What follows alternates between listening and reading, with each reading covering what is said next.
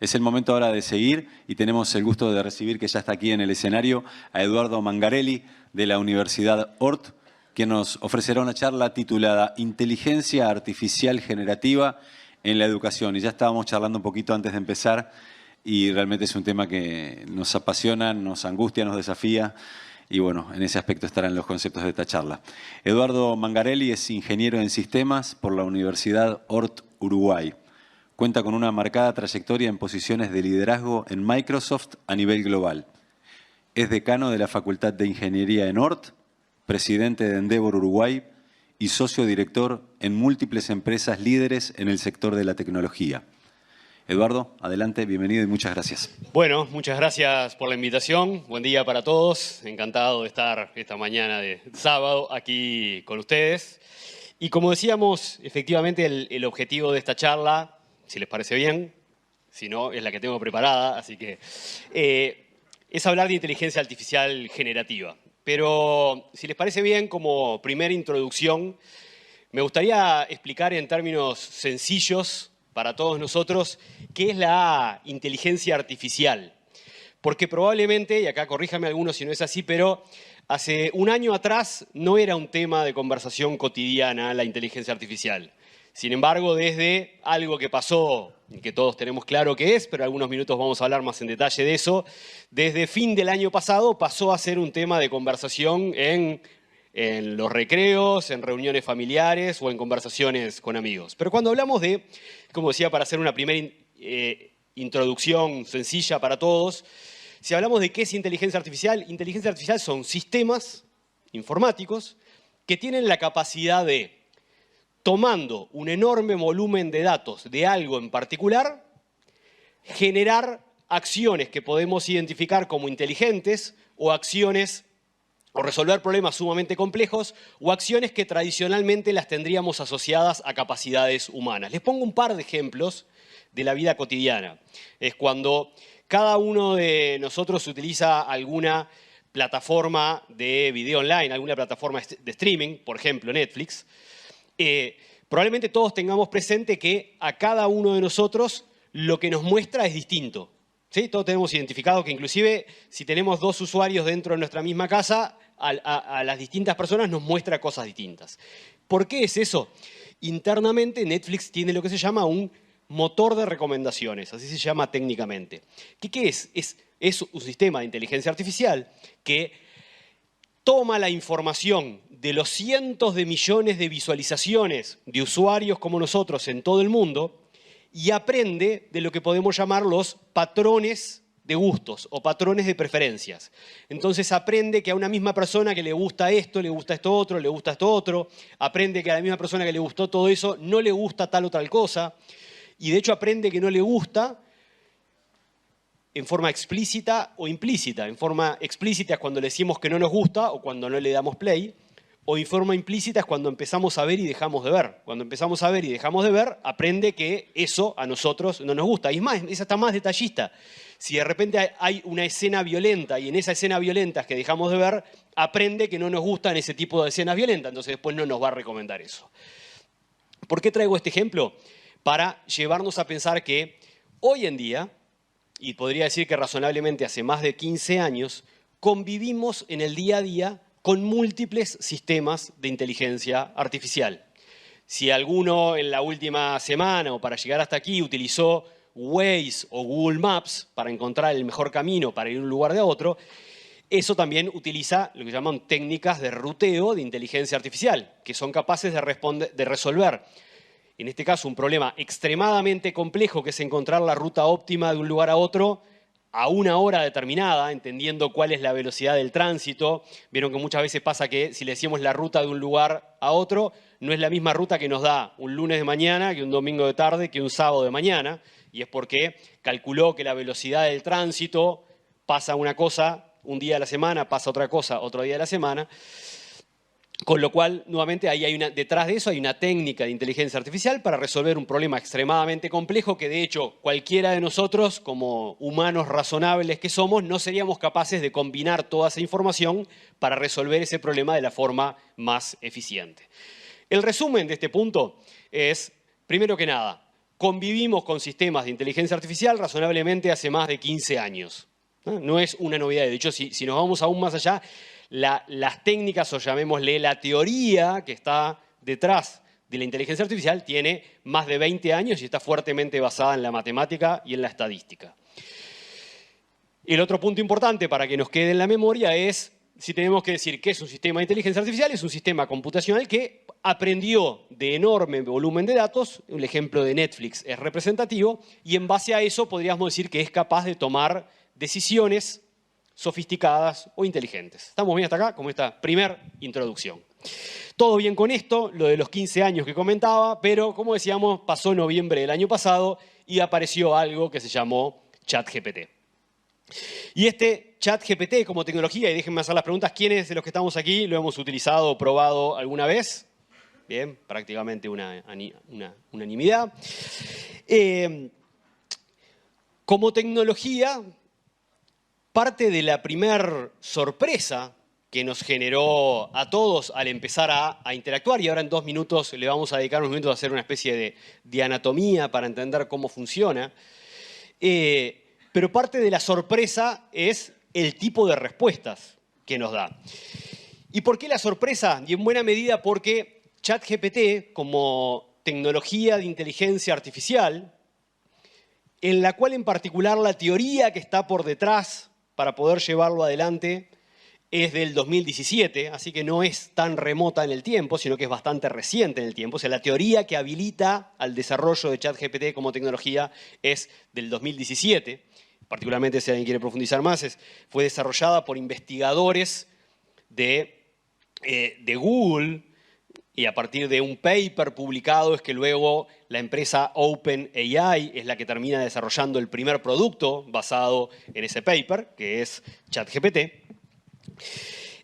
Pero parte de lo, diría, de lo fascinante para nosotros y parte de lo que hizo que esto se transformase en una conversación cotidiana es que, a diferencia de Netflix, a diferencia de Google Maps o a diferencia de otros tantos ejemplos de inteligencia artificial, ChatGPT se metió con algo tan humano como es el lenguaje.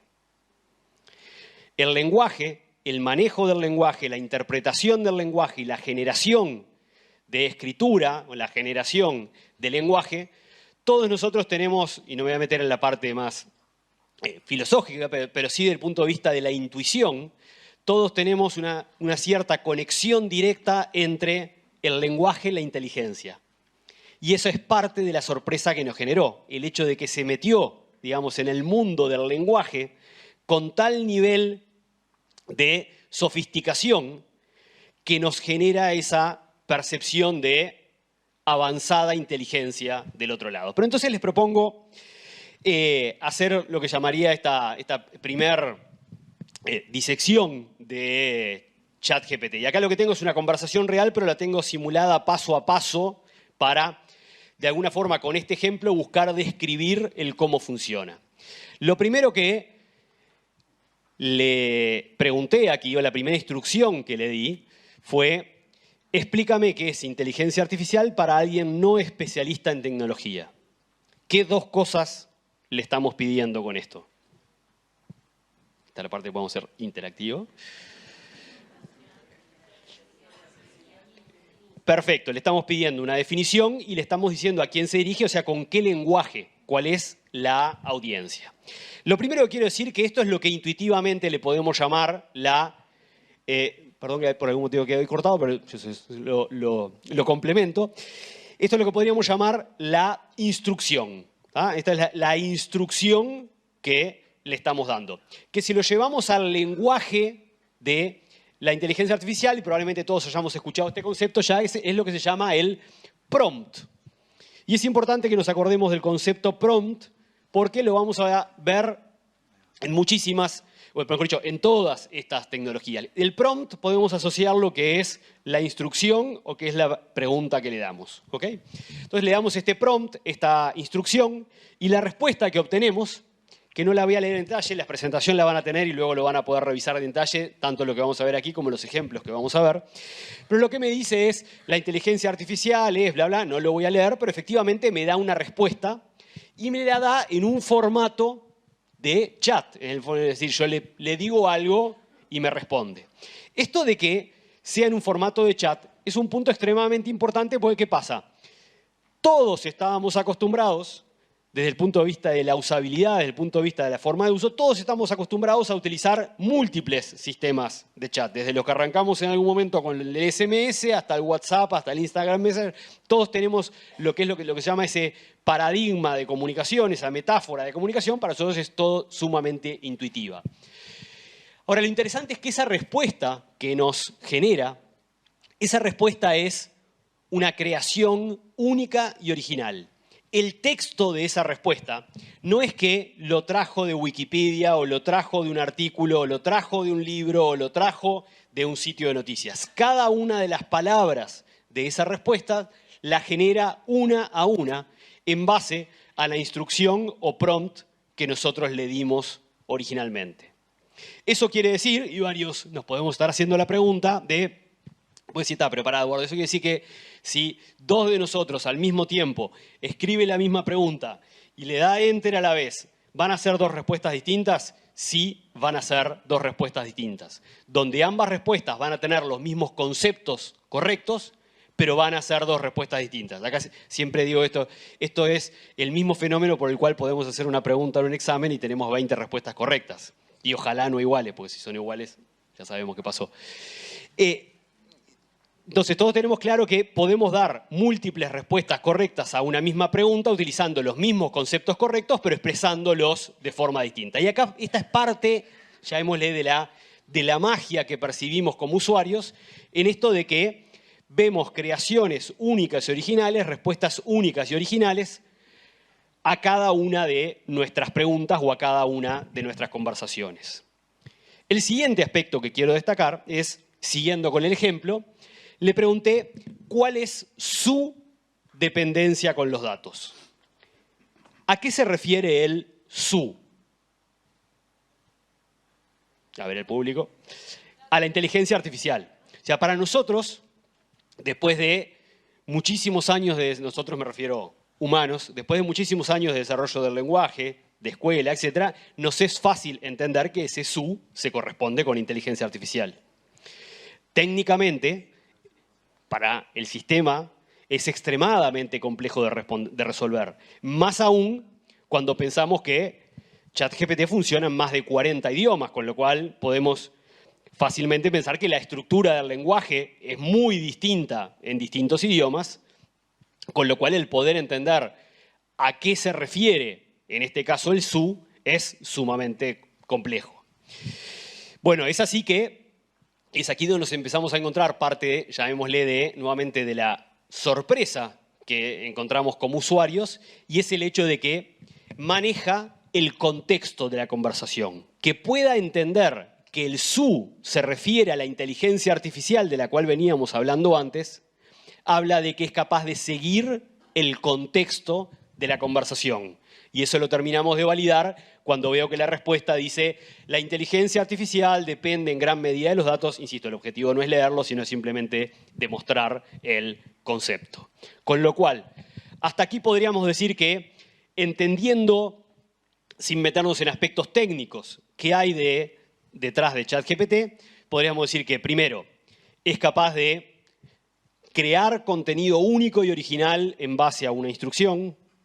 Segundo, que es capaz de mantener el contexto de una conversación, con lo cual puedo seguir el hilo e ir desarrollando, y vamos a ver ahora en unos minutos ejemplos de desarrollo de contenido en base a varios procesos iterativos. Y tercero, que no lo mencionamos, así que lo introducimos aquí, es el hecho de que, ¿de qué aprendió ChatGPT? Bueno, ChatGPT aprendió de haber virtualmente estudiado prácticamente 3/4 de la información públicamente disponible en Internet. Eso hace a libros que no tuvieran derechos de autor que no les permite leerlo, artículos de investigación, sitios de noticias, todo Wikipedia, blogs, la plataforma de Quora de preguntas y respuestas, etcétera, etcétera. Virtualmente, podríamos decir que es como que pusimos un robot y lo sentamos a leerse toda la información públicamente disponible. Públicamente disponible quiere decir toda aquella información que no requiera un usuario y password para entrar a ver qué es lo que hay por detrás. La tecnología que está por detrás de ChatGPT es la que le permite leer esa información, pero particularmente la que le permite interpretarla y de alguna forma adquirir conocimiento a partir de esa información y vincular conceptos que no necesariamente estuviesen vinculados en un mismo artículo, en un mismo sitio o en un mismo libro.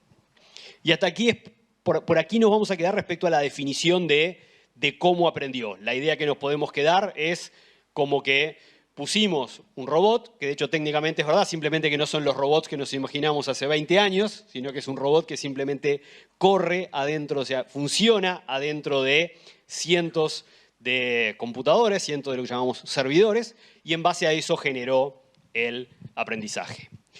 Ahora bien, en unos minutos nos vamos a meter en ver algunos ejemplos específicos. Pero antes de eso, déjenme situar a ChatGPT adentro de la categoría de lo que se llama inteligencia artificial generativa. Solo decíamos al principio, definimos inteligencia artificial. Hablamos de ChatGPT, que todos lo teníamos identificado, pero ahora quiero definir inteligencia artificial generativa. Inteligencia artificial generativa es inteligencia artificial que tiene la capacidad de crear contenido único y original, como vimos en el ejemplo de ChatGPT, pero donde ese contenido único y original puede ser texto, ChatGPT, imágenes, videos, audio, código de programación. Para llevarlo a un ejemplo visual, imaginemos que déjenme hacer la analogía de decir, tomo un ChatGPT de imágenes, ahora después le vamos a poner nombre, pero un ChatGPT de imágenes, y le digo, grupo de estudiantes de biotecnología en su laboratorio, estudiantes trabajando en sus experimentos, equipos y herramientas de laboratorio, en las mesas, iluminación brillante, expresiones serias y concentradas en sus rostros. Esto es, como ya conocemos el concepto, este es el prompt. Y lo que estoy diciendo es, imaginemos que a un sistema de inteligencia artificial generativa de imágenes le damos esta descripción. Estas son las primeras 4 imágenes resultantes que voy a recibir. Estas 4 imágenes son creaciones únicas, punto por punto. Esas personas no existen, ese laboratorio no existe, esa escena no existió. Cada una de estas imágenes es una creación única y original en base a la descripción que nosotros le dimos. En particular, esto está creado con una tecnología que se llama, perdón que me salté, una tecnología quedó cortado arriba, se llama Midjourney. En unos minutos nos vamos a meter más en el tema de las imágenes. Las herramientas que generan imágenes, lo que hacen es, cuando nosotros le damos un prompt, lo que hacen es nos dan 4 imágenes como resultado. ¿Por qué nos dan 4? Para que nosotros le guiemos luego y le digamos, me interesa más ir en la línea de esta. O sea, me interesa más ir en la línea, por ejemplo, de la que está abajo a la derecha. La generación de imágenes, obviamente, tiene un enorme impacto en el escenario del diseño y de las creaciones creativas. En unos minutos, como decía, vamos a volver al escenario de las imágenes. Pero vuelvo a reiterar el punto de que, así como el texto fue creado palabra a palabra, cada una de estas imágenes fue creada punto a punto en base a la instrucción o prompt que nosotros le dimos previamente. Ahora bien, volvamos a ChatGPT y les propongo ver algunos ejemplos reales. Así que, para eso, traje algunos ejemplos previamente armados, nada más por una cuestión de tiempo de interacción. Pero el primero de ellos, hagámoslo acá en vivo. Lo primero que quiero decir antes de meternos en eso es qué es lo que tengo abierto aquí. Lo que tengo abierto es ChatGPT. Si alguno está acostumbrado a usarlo en el formato blanco, es porque se puede utilizar en el formato blanco o en el oscuro. ChatGPT, me parece importante decir que, para quienes no lo hayan probado, solamente requiere un mail para poder registrarse. Es decir, tiene una versión gratuita. Hoy tiene una versión gratuita y tiene una versión paga. La versión paga, es importante decir que tiene mayor nivel de precisión en las respuestas o mayor nivel de calidad en las respuestas. La versión que salió en noviembre del año pasado es la que se denomina como 3.5 y es la versión gratuita. En marzo de este año salió una siguiente versión, que es la que se llama la 4, la versión 4.0, que es paga y tiene una suscripción mensual. Pero les decía, vamos a ver un primer ejemplo juntos. Así que para eso estoy aquí en ChatGPT y particularmente en este ejemplo me voy a intentar detener en el aspecto de la velocidad de generación. Vamos a ver ahora varios ejemplos y obviamente en los ejemplos en los que los invito a pensar es no quedarnos en el ejemplo propiamente, sino lo que voy a tratar de transmitirles y de compartirles con estos ejemplos es el potencial que hay en la herramienta. Y por supuesto, y me parece importante decir, luego vamos a hablar de los riesgos que vienen junto con la herramienta. Pero entonces lo primero tenía previamente copiado el texto, lo que le estoy diciendo es armar una propuesta de contenido curricular sobre el estudio de la célula. Y a propósito, parte de lo que quiero ver es a qué velocidad me responde. Y ahí empiezo a tener la descripción del contenido curricular para el estudio de la célula. Ya vieron a la velocidad lo que generó, y si luego vamos a tener los ejemplos, no me voy a poner a leerlo todo ahora para verificar la correctitud. Los voy a invitar a que pueden dedicar el resto del fin de semana a verificar la correctitud. Darle estas charlas los sábados es el problema que le puede complicar el fin de semana a alguien. Pero fíjense que lo que tengo es semana 1 y 2, introducción a la célula, semana 3 y 4, estructura y funciones, semana 5, tipos especiales de células, células vegetales, células animales, procariotas. Semana 6, investigación de aplicación, metodología. No me voy a meter en el detalle ahora, como digo, quería detenerme primero en la velocidad de creación. Y aquí, primer aspecto que quiero citar, ¿le diría a alguien, toma esto tal cual y utilizalo como contenido curricular? La respuesta sería absolutamente no. La segunda pregunta es, ¿le recomendaría a alguien que lo utilizase para tomarlo como inspiración, como referencia o como chequeo de me podría haber olvidado de algo? Absolutamente sí. Entonces esto a lo que nos lleva es a que, diría, mi primera apreciación es una extraordinaria herramienta de compañía y de inspiración. Si yo lo que espero, y esto obviamente aplica a nosotros educadores y aplica al mensaje hacia nuestros estudiantes. Si yo lo que espero es que esto me resuelva la tarea, la respuesta es un absolutamente no. Si lo que espero es que me acompañe y me inspire en la tarea, la respuesta es absolutamente sí. Vamos con el siguiente ejemplo, y aquí sí algo que tenía prearmado. Aquí le dije, fíjense, leo la primera parte para todos, le dije resumir en español los puntos más importantes del siguiente artículo. Y lo que hice fue copiarle un artículo de Harvard en particular, copiarle un artículo que hablaba sobre la introducción de ChatGPT en la educación. O sea que le copié un artículo en inglés, le di una instrucción en español. Les quiero mostrar la extensión del artículo. O sea que donde lo que hice fue copiarlo de internet y lo pegué aquí. Esta es la extensión de todo el artículo que le copié. Yo lo que le pedí fue que hiciese un resumen y que me lo diera en español. A continuación lo que tengo es el resumen, donde dice abrazando la inteligencia artificial. Y, como digo siempre, no me voy a detener en leer el detalle, luego lo pueden leer ustedes. Me resumió en 4 puntos. Reconocer su existencia, usar inteligencia artificial junto con los estudiantes, enseñar a los estudiantes cómo hacer preguntas a la herramienta y cómo utilizar la herramienta para desarrollar la imaginación. De vuelta no me quiero detener en qué es lo que escribió. Lo primero que quiero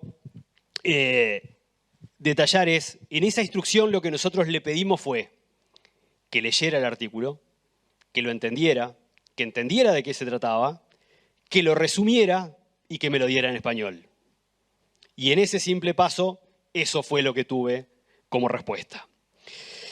Aquí ya traigo uno de los primeros riesgos, que es cuando pensamos esto en manos de los estudiantes, tiene el enorme riesgo de llevarnos a falso sentido de completitud, donde yo le puedo dar 20 páginas de algo y decirle, resumímelo en 2 párrafos, me va a armar un buen resumen, pero todos tenemos extremadamente claro que aprender esos 2 párrafos no tiene nada que ver con desarrollar el conocimiento asociado a las 20 páginas.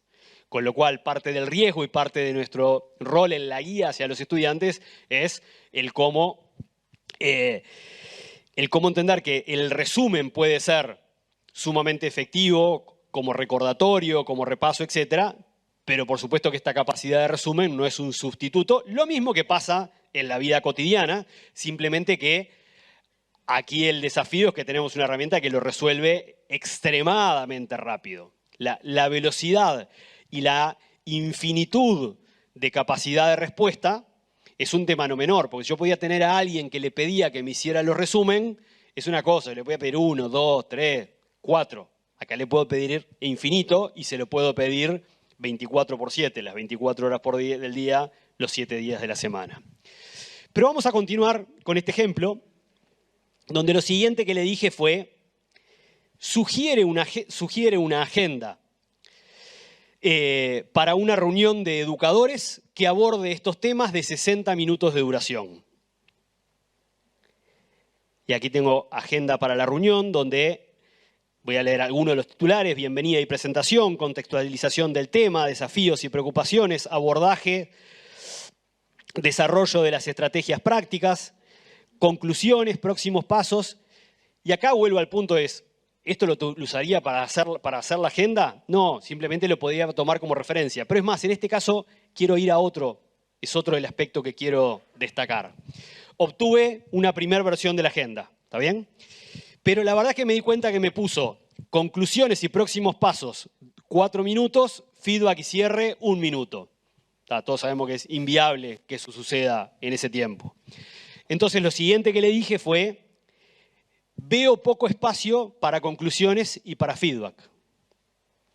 A lo que me responde muy amablemente, tenés razón, y me modifica el tiempo de conclusiones y el tiempo de feedback.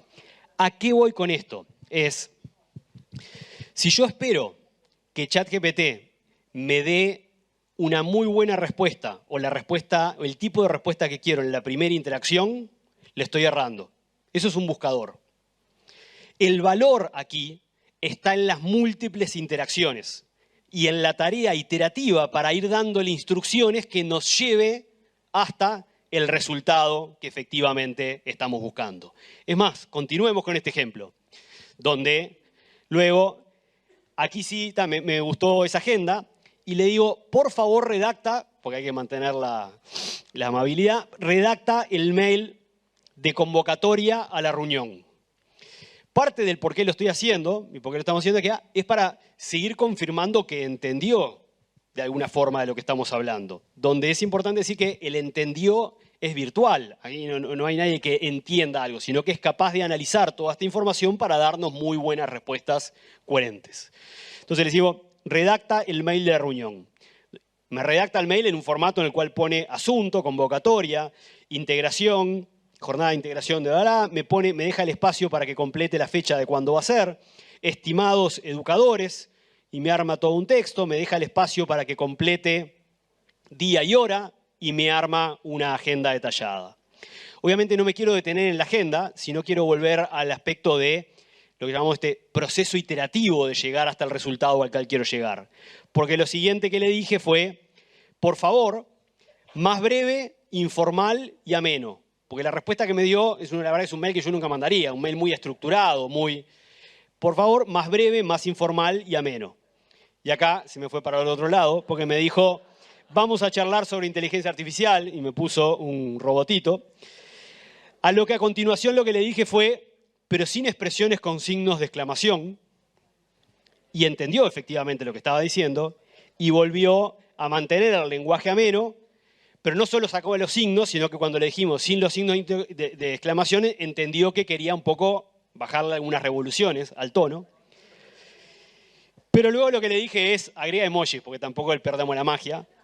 Así que efectivamente volvió a mantener el tono ameno e informal, sin los signos de agregando los emojis. 2 aspectos. ¿Este es el mail que nuevamente copiaría y mandaría? Seguro que no. ¿Utilizaría el 80% de lo que me generó? Absolutamente sí. Realmente lo tomaría y lo adaptaría a algún aspecto más de mi estilo personal y lo enviaría. Siguiente aspecto a recordar aquí, y espero ser representativo con este ejemplo, es el resultado al que queremos llegar es la construcción que vamos haciendo paso a paso. Aquí vuelvo al aspecto de la importancia de que entienda el contexto, porque vamos construyendo paso a paso hacia generar el contenido que queremos generar. ¿Estamos aquí hasta aquí? El siguiente ejemplo que quiero mostrarles, en el cual le dije, escribe una explicación para un niño o niña de 15 años sobre el átomo. Nuevamente le estamos diciendo que me hable de algo para una audiencia específica.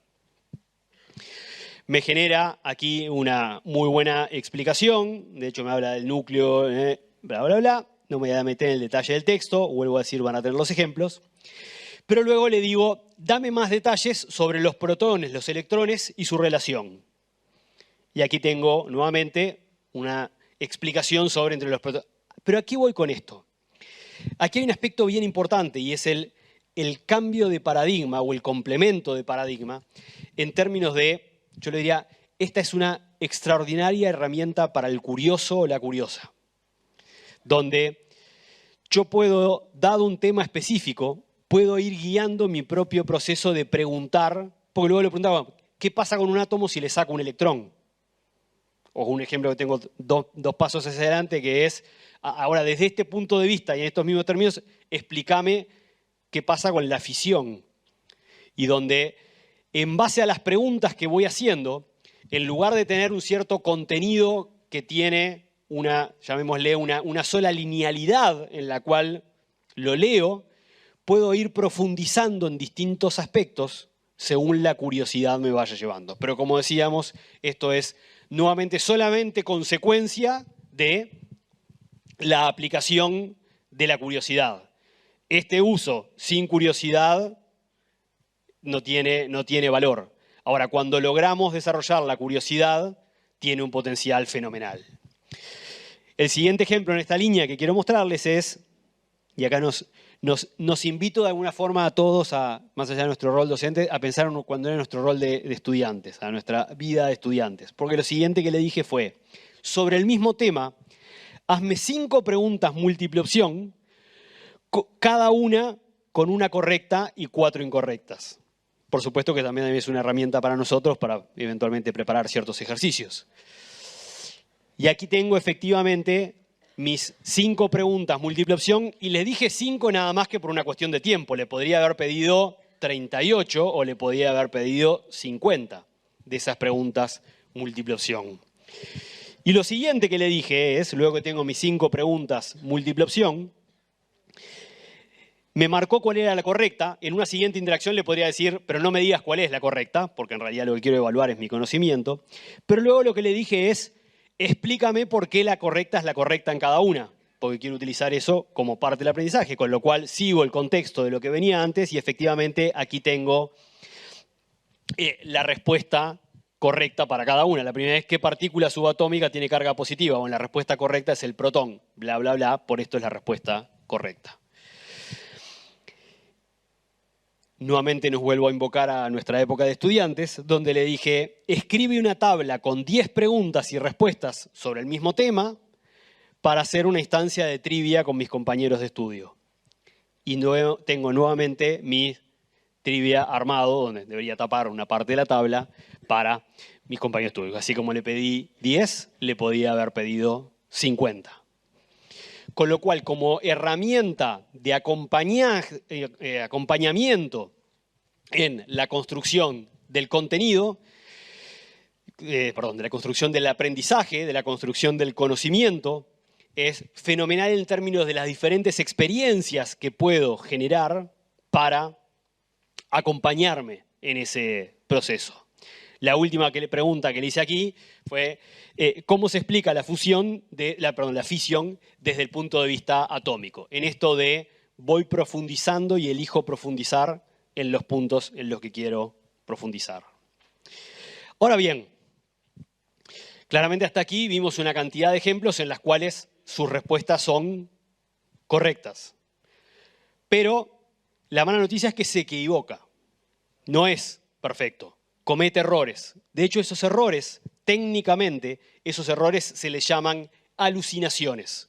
Y se les llaman alucinaciones porque cuando no tiene 100% de certeza en la respuesta, en lugar de decir no sé, lo que hace es crea una respuesta sumamente coherente. Y cualquier semejanza con los humanos es casualidad.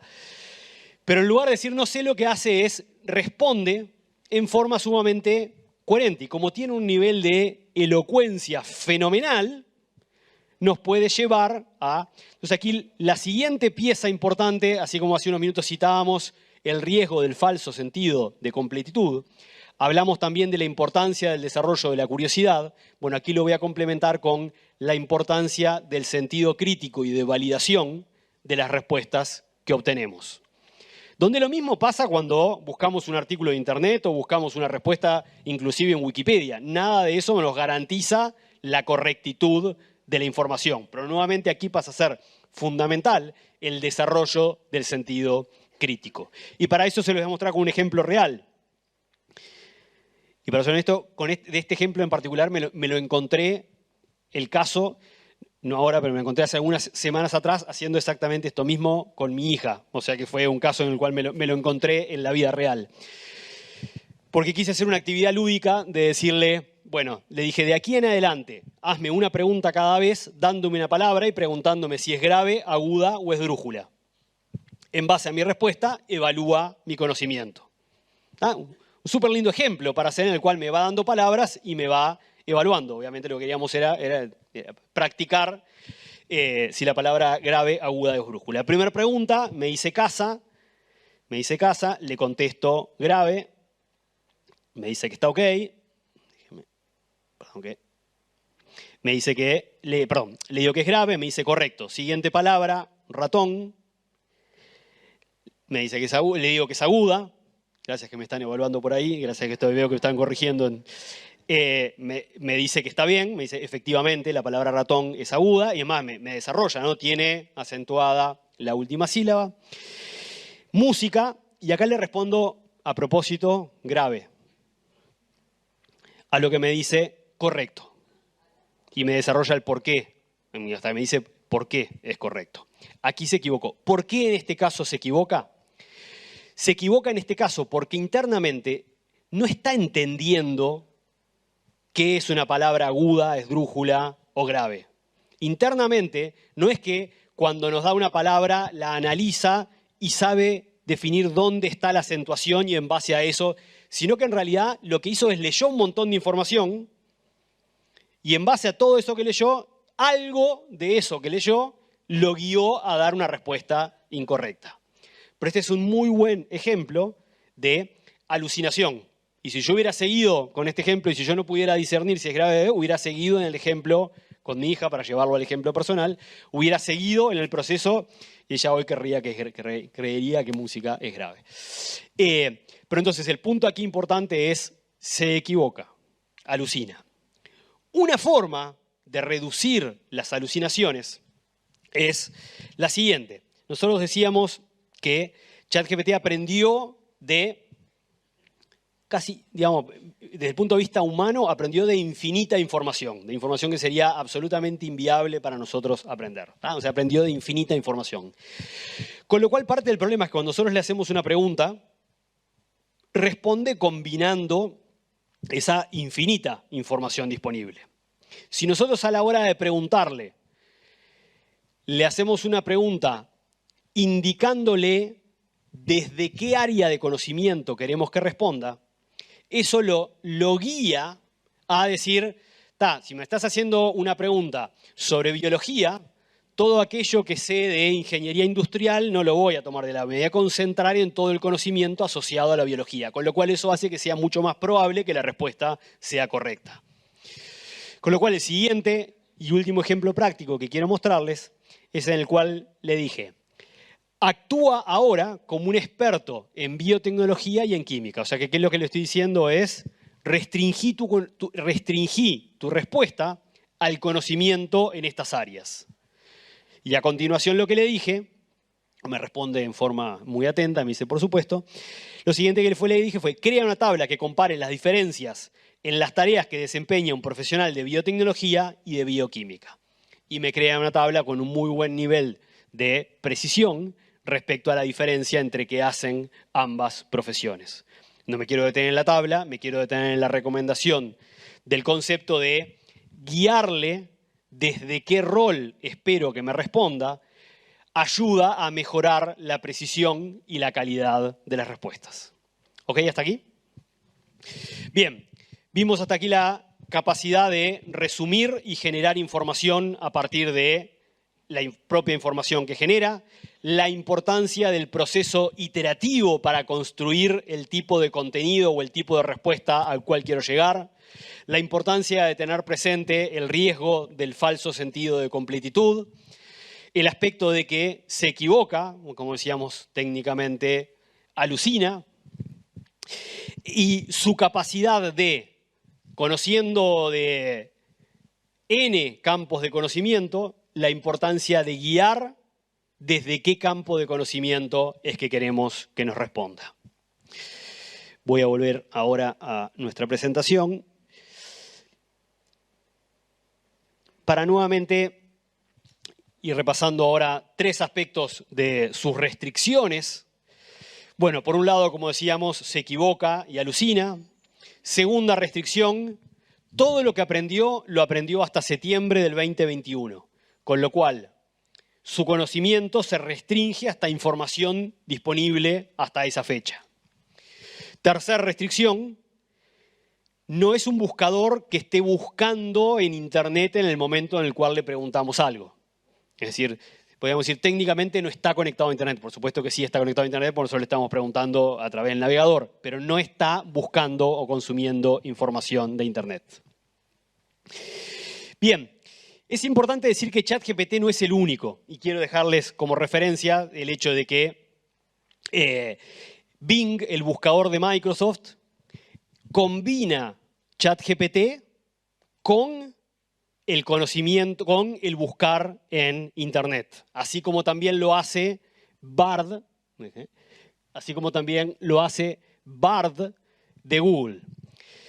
Desde el punto de vista de la elocuencia, son mucho menos elocuentes que ChatGPT, es decir, son mucho más escuetos en sus respuestas, pero tienen la ventaja de que sí acceden a información de Internet en tiempo real.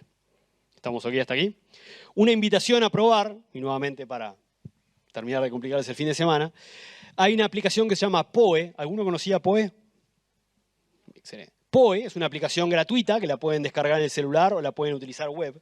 Y Poe lo que les permite es probar, pueden utilizar ChatGPT adentro de Poe, y Poe lo que les permite es probar, llamémosle, primos de ChatGPT, es decir, ChatGPTs desarrollados por otras empresas. Es decir, ChatGPT no es el único, sí hoy es el mejor por lejos, o sea, desde el punto de vista técnico es el mejor por lejos, pero no es el único. Quienes quieran probar múltiples de estos agentes, la aplicación Poe, de uso gratuito, pueden descargarla en sus teléfonos, pueden a partir de la aplicación Poe utilizar y probar múltiples de esos agentes. Ahora bien, y ya casi para cerrar, decíamos que, y vimos varios ejemplos en el mundo del texto, pero decíamos que el mundo del texto no es el único. Y particularmente en el mundo de la generación de las imágenes, ¿no? El ejemplo que les mostraba previamente les decía que les hablaba de Midjourney. Midjourney es una de las tecnologías, diría una de las 2 más desarrolladas en términos de la calidad de generación de imágenes. Y leo porque ahí está cortado en la proyección. Si yo a Midjourney le digo taza de capuchino negra sobre un fondo negro, estas son las primeras 4 imágenes que voy a obtener como resultado. ¿En qué me quiero detener aquí? Me quiero detener aquí en el impacto que tiene en el trabajo creativo, desde 2 puntos de vista. El primero es, si yo soy un diseñador o diseñadora gráfica y estoy diseñando una pieza de comunicación de una tienda de café, puedo tomar esta taza, la propiedad intelectual del diseño de esta taza es mío, con lo cual puedo tomar esta taza para ponerlo en una pieza mucho más grande. Con lo cual, desde el punto de vista de productividad, tengo un generador de infinitas tazas que puedo utilizar para mi trabajo creativo de la tienda de café. Si me pongo ahora en el rol de un diseñador o diseñadora industrial que está diseñando el objeto, esta es una fuente de inspiración fenomenal. Sabemos que un aspecto clave de la creatividad es la capacidad de generar múltiples ideas.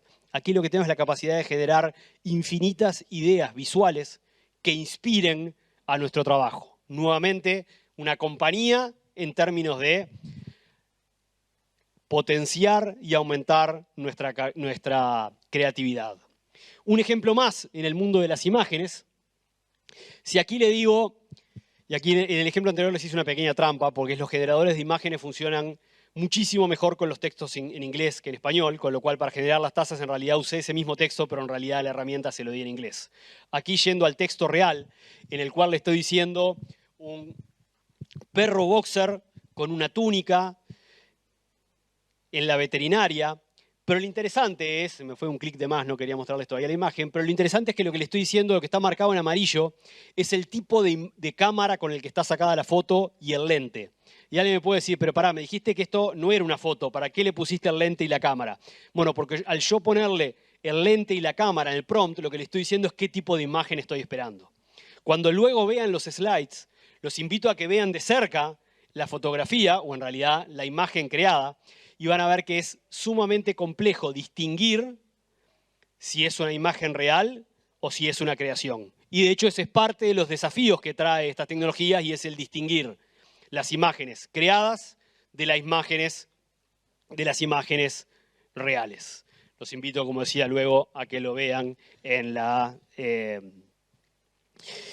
Bien, y ahora ya casi que para cerrar, quiero compartirles desde el punto de vista educativo parte del enfoque que estamos tomando desde la universidad, pero que lo comparto desde la mirada de que creo que es relevante para todas las áreas de la educación. El primero que tiene que ver con hacernos la pregunta de cómo estas herramientas construyen hacia el aprendizaje de los estudiantes. En los diferentes niveles, y por supuesto que en los diferentes niveles genera diferentes tipos de usos. Pero entender cuál es el impacto y al mismo tiempo cuáles son los riesgos, como hablábamos, por ejemplo, el falso sentido de completitud o el falso sentido de correctitud en términos de las alucinaciones. Bueno, el entender cuál es el impacto en los estudiantes. Segundo, el entender, y esto tiene una particular relevancia en la universidad, entender cómo estas herramientas cambian hoy ya el desempeño profesional, el desempeño laboral, porque ahí pasa a ser parte de nuestra responsabilidad la inclusión de las herramientas como un área de conocimiento más, porque es parte hoy, le voy a poner un ejemplo muy fácil de ver. Hoy, en cualquier llamado a diseñador o diseñadora gráfica, el conocimiento de cómo generar imágenes utilizando este tipo de tecnologías ya es parte del estándar. Es decir, cambió el estándar, llamémosle, del llamado básico para ciertas profesiones. Entonces eso pasa, pone parte de la responsabilidad en nosotros desde el punto de vista del sistema educativo. La importancia de la formación de los docentes. Si lo ponemos desde nuestro lado, diciembre del año pasado empezamos con la formación específicamente en el uso correcto de ChatGPT, porque obviamente desde los docentes es de donde parte la guía y las recomendaciones de buen uso. El aspecto de tomar en cuenta la integridad académica, porque todos seguro también tenemos presente que la utilización de esto puede generar a la elaboración de ensayos o a la elaboración de trabajos escritos, donde pone en desafío el qué pasa con la autoría y con la integridad académica. Y por último, la importancia de, desde, en nuestro caso la universidad, pero creo en general desde los centros educativos en general, el proveer pautas claras a los estudiantes de cuándo, de cómo utilizarlo y hasta aspectos de, por ejemplo, de cómo citar el uso. Así como citamos el uso bibliográfico deberíamos, mi opinión personal, deberíamos habilitar el uso para ciertos escenarios e invocando a la citación adecuada. Utilicé ChatGPT con tales prompts, esto fue lo que estuve como resultado y eso fue parte de lo que alimentó el trabajo o la tarea que finalmente terminé integrando. Ya entonces ahora sí, para resumir, creo que hay una oportunidad fenomenal en todas las áreas y en la educación en particular, como fuente de inspiración, como fuente de aumento de nuestra productividad y de nuestra creatividad. Pone el desafío en nosotros y particularmente en nosotros, me refiero desde el punto de vista de educadores, en guiar en el uso y las recomendaciones, las recomendaciones de cómo aplicarlo de la forma adecuada. Con esto era parte de lo que quería compartir con ustedes. Espero que haya sido de utilidad. Estoy a las órdenes si hay preguntas y muchísimas gracias.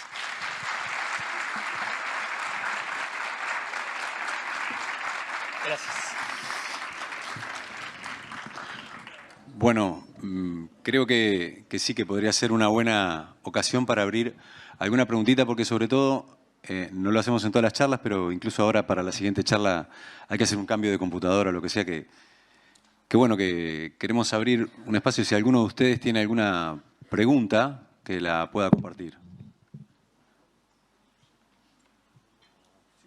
Si quieren, empiezo yo, si les da vergüenza. Yo tengo una pregunta, Eduardo. Capaz que es mucho. Venimos charlando un poco, conversando, que como esto es tan nuevo, como tú decías, esto se empezó a hablar en noviembre del 22, por momentos uno siente que está enfrente a la tele de válvulas, ¿no? Comparado a lo que es hoy en día una tele 4K, HD, color. ¿Hacia dónde ves que esto puede ir avanzando, tomando esa comparación de tele valvular? Bien. Yo creo que hay un primer aspecto que es todas aquellas desafíos, llamémosle, por ejemplo, que percibimos en términos de el cuando se equivoca o alucina, claramente la disminución de eso va a ser significativo en el tiempo. De todas formas, hoy hay una discusión técnica importante respecto a si las alucinaciones es posible llevarlas a cero o no, y no está claro técnicamente si es posible, pero lo que sí seguro es que las alucinaciones van a reducirse fenomenalmente. Ahora, si hay algo que si me animase a hacer futurología en algo con un gran nivel de convicción, la misma que tiene ChatGPT, digamos, cuando alucina, pero diría, miren, hoy estamos todos acostumbrados a que el corrector ortográfico está presente en cualquier lugar en el cual vayamos a escribir. Es decir, si nosotros vamos a mandar un mensaje en WhatsApp, está el corrector ortográfico, si vamos a escribir en el navegador, está el corrector ortográfico, si vamos a mandar un mail o si vamos a abrir o crear un documento de Word o de Google. ¿Estamos todos de acuerdo? El corrector ortográfico está presente en todos lados y no nos llama la atención.